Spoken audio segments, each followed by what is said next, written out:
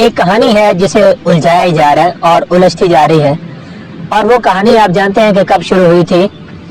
جب سانحہ مرید کے ہوا 13 اکتوبر 2025 کو، جب شہر کی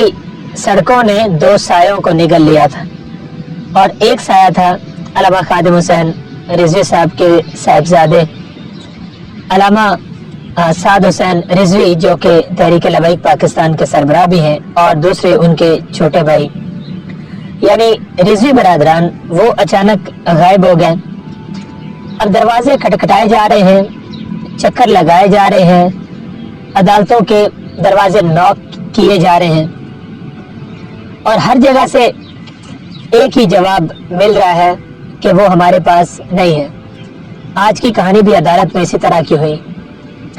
اور یہ کہانی کوئی پہلی دفعہ ہم سن نہیں رہے ہیں۔ پہلے بھی اسلام آباد کے اندر بھی ایسی کئی کہانیاں ہم نے سنی ہیں،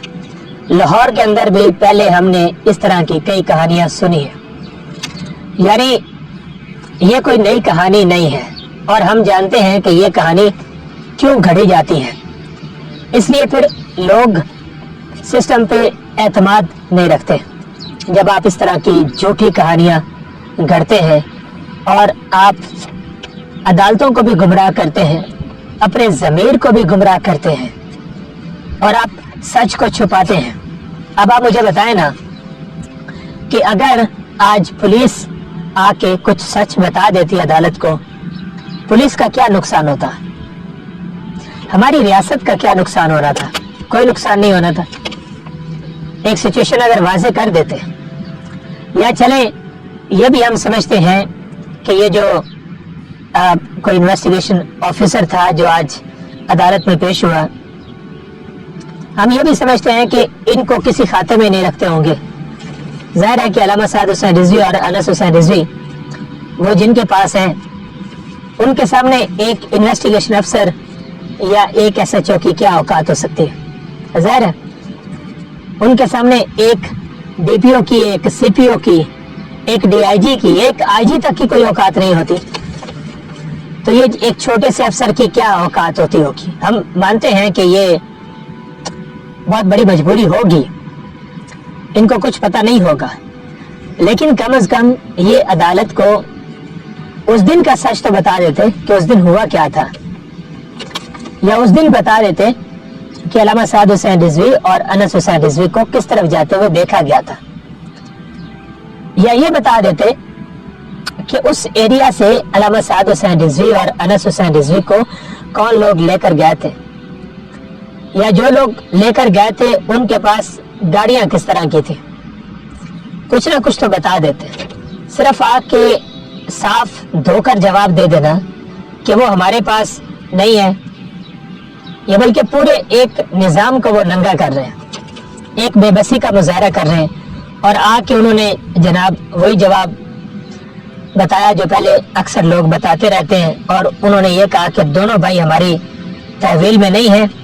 ہاں، البتہ ان کو اتنا ضرور پتا تھا کہ 4 FIRs مریدکے میں درج ہیں، اور ان FIRs میں علامہ سعد حسین رضوی اور انس حسین رضوی مطلوب ہیں، یہ ان کو پتا ہے۔ لیکن یہ ان کو پتا نہیں تھا کہ علامہ سعد حسین رضوی صاحب جو ہے وہ کہاں پر ہے، یہ ان کو معلوم نہیں تھا۔ ان کو FIRs معلوم تھی، لیکن ان دونوں کے حوالے سے ان کو تھوڑا سا بھی پتا نہیں تھا۔ مطلب آپ دیکھیں کہ کتنی بے بسی کی ایک تصویر انہوں نے پیش کی ہے۔ پھر ہم کس طرح توقع رکھیں کہ ہمارا جو پولیس کلچر ہے، جو ہمارا پولیس کا ڈپارٹمنٹ ہے، یہ لوگوں کو انصاف دے گا؟ لیکن جو دوسری طرف کے وکلا تھے، یعنی علامہ سعد حسین رضوی اور انس حسین رضوی کی جو نمائندگی کر رہے تھے، ان کا جو جواب تھا، یا انہوں نے جو وہاں پر موقف اپنایا، وہ ایک قانونی تھا، اور اس میں کچھ نہ کچھ ہمیں اضطراب بھی نظر آیا کہ انہوں نے ایک دلیل کے اوپر بات کی۔ انہوں نے کہا کہ پورے پنجاب میں 50 سے زائد مقدمات ہیں۔ ویسے آج اندازہ ہو رہا ہے کہ اس وقت روزے کی حالت میں بولنا مشکل ہو جاتا ہے، اور یہ مجھے اندازہ ہو رہا ہے۔ تو انہوں نے کہا کہ جی پورے پنجاب میں 50 سے زائد مقدمات درج ہیں، اگر ہر سماعت پر ایک ایک تھانہ اسی طرح جواب دے گا تو نہ صرف عدالت کا وقت ضائع ہوگا بلکہ دونوں اسیران کی زندگی بھی خطرے میں پڑ جائے گی۔ اگر 50 مقدمات ہیں تو آپ دیکھیں کہ ایک شہر کا جو SHO ہے یا انویسٹیگیشن آفیسر ہے وہ آیا ہے، اور اس دوران جو سماعت ہوئی ہے، ایک سماعت اس سے پہلے 13 کو، دوسری 20 کو، اگلی 27 کو چلی گئی۔ آپ دیکھیں کہ 4 FIRs ہیں جن میں وہ نمائندگی کرنے آیا تھا انویسٹیگیشن آفیسر۔ اگر 4 FIRs کے اوپر 3 ہفتے لگ رہے ہیں، 4 ہفتے لگ رہے ہیں، تو آپ سوچیں کہ جو 50 FIRs ہیں ان کو اس طرح سنتے، ان کو اس طرح بھگتاتے، اور ان FIRs میں بھی جو انویسٹیگیشن آفیسرز ہیں ان کو سنتے، ان کے دلائل سنتے، وکلا کے دلائل سنتے، یہ تو کئی سال لگ جائیں گے، کئی مہینے، کئی سال اس پہ گزر جا رہے ہیں۔ تو ہم کیا توقع رکھ کے بیٹھے ہوئے ہیں کہ علامہ سعد حسین رضوی اور انس حسین رضوی کو عدالت سے کوئی جلدی انصاف مل جائے گا؟ بہت مشکل نظر آ رہا ہے۔ اچھا، پھر جناب جسٹس جواد ظفر نے یہ کہا کہ پولیس پورے پنجاب میں درج تمام FIRs کی مکمل اور تفصیلی فہرست آئندہ تاریخ پر یکجا کر کے وہ پیش کرے۔ چلے، یہ تو بہت اچھی بات ہو گئی کہ عدالت جو ہے وہ ٹکڑوں میں معلومات قبول نہیں کرے گی، اور اس کھیل کو وہ ایک ہی میز پر لانا چاہتی ہے جہاں ہر کارڈ ایک ساتھ رکھا جائے۔ لیکن سوال وہی کھڑے ہو گئے ہیں کہ یہاں پر مقدمات کی تعداد عدالت دیکھ رہی ہے، وہ دیکھے گی کہ کون کون سے تھانے میں کتنی کتنی FIRs درج ہیں، وہ تفتیشی افسران کو بلائیں گے، ان سے پوچھیں گے باری باری، کبھی کسی سماعت پر 2 تھانوں کے تفتیشی افسر پیش ہو جائیں گے، ابھی اگلی سماعت پہ تو تمام FIRs کی جو تفصیلات ہے وہ فراہم کی جائے گی، پھر ہو سکتا ہے کہ اس سے اگلی پیشی پر جو انویسٹیگیشن آفیسرز ہیں ان کو باری باری بلایا جائے، اور پھر